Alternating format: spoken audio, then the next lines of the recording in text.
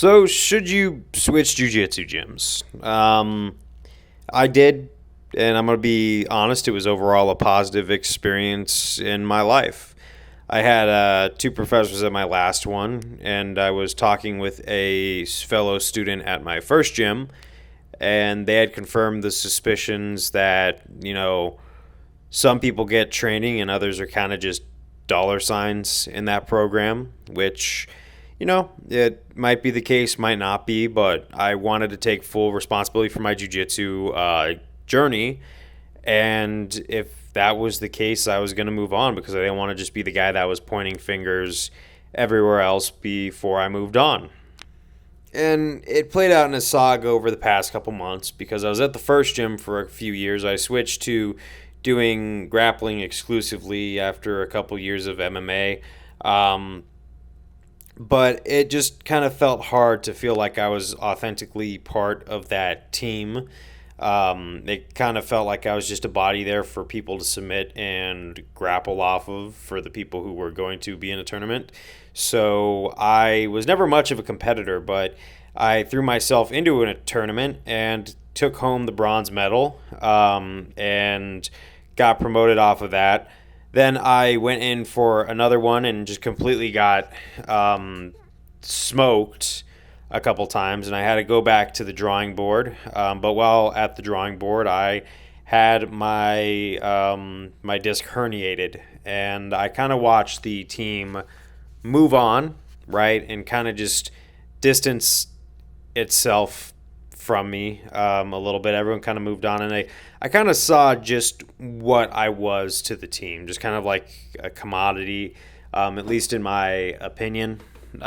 So when I came back, I was trying to get back into the thing, and I ended up kind of breaking down in front of my first coach, saying, look, I'm not asking for all the gifts, I'm not asking for compliments, I'm just here to learn and be good. So when you say we need to go out to lunch and all that stuff, I appreciate the gesture.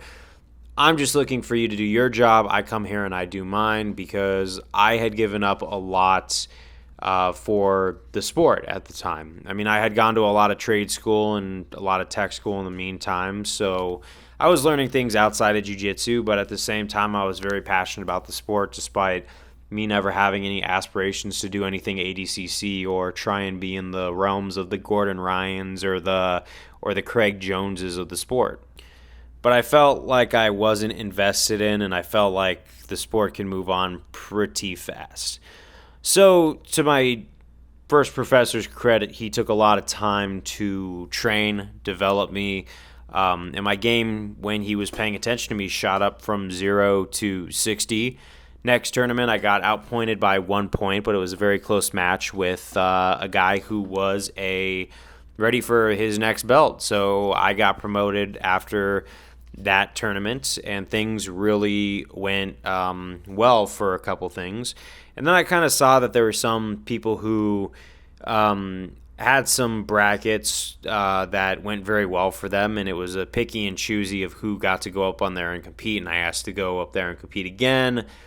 I kind of got dismissed. And I had another professor who got very caught up in the political realm of the United States, and it's pretty bad. Even though I agreed with him on some points, some of the things he would say to me were rather insulting because he was in a bad mood or something like that, and it just got to the point where I watched a guy who I considered a second father figure kind of pushed me away. It just got really hard to be around him, just like a lot of people were saying some really nasty things about him. I kept my mouth closed when it came to any sort of back talk because I am the kind of guy that likes to say things directly to someone's face when I have an issue with them. I think it's cowardly to say it behind their back, but I'd say the way that you're presenting yourself, the way you're insulting me, the way you are talking down on me is not cool, right? And it was a couple years of him saying he was going to be better, but he never really got better.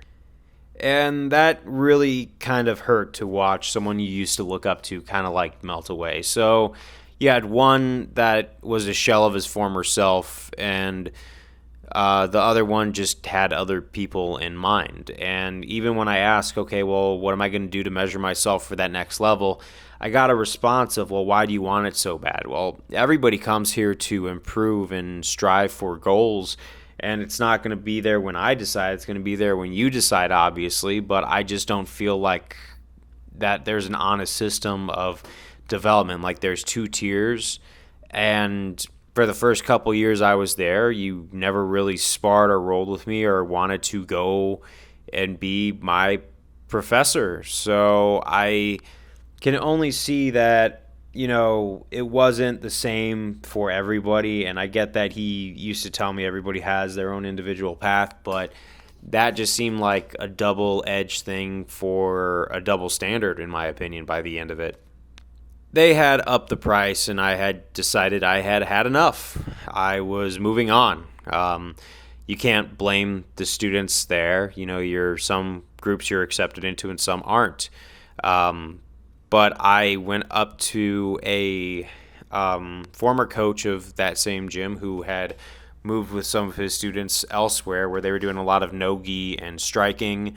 And then he referred me to a place that does a lot of gi work. So now I'm training under two gyms with two trainers who both really actively make sure that I learn stuff. And even then, this next gi coach that I have, that I'm not going to name any names of, he actually stood up when he felt I was robbed at a tournament because he told me repeatedly, you were pinning this guy for 3 seconds, and this guy would barely pin you down, and they'd give him points. He said, I don't know what that was. The most he should have gotten points for were probably the sweeps, which didn't make any sense to him, right? And he just said, you got robbed in the worst way, and he stood up for the result because he cared about how I developed as a student, despite me being a coach there or not a coach, but a student there. He was coaching me for just about 2 months, and I really felt like he cared about all of his students. But I was grateful that I made this switch because now I'm training with people who are my friends, who treat me like one of the family, who we're inclusive with.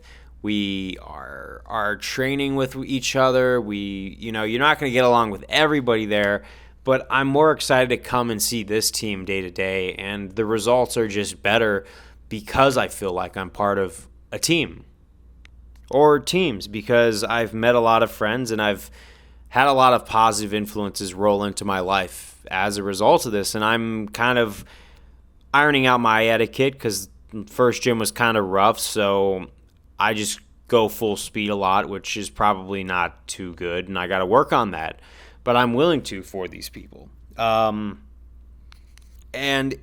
if you resonate with this story, because at that last tournament, there was a student from the last gym I was at, and he said the same thing that a lot of us were suspicious over.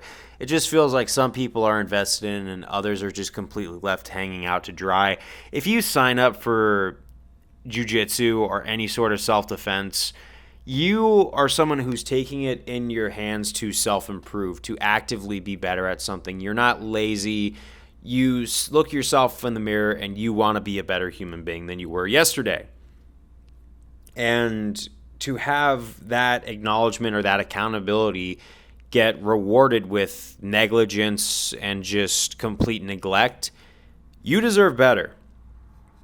So if you're currently going to any sort of dojo, self-defense gym, anything like that, and you don't feel like, as long as you're taking complete ownership for your technique, strength, skill development, everything that you need, look at yourself first, obviously. But if you really feel like the problem is with your instructor or he's got flaws or he doesn't have your best interest at heart, I really think you should move because not only will your martial arts journey improve by leaps and bounds, but your day-to-day life will improve by leaps and bounds.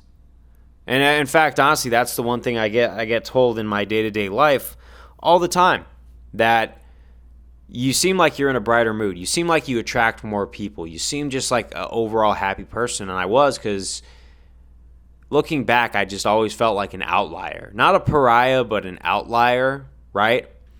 But at this one, I just feel like I'm part of something.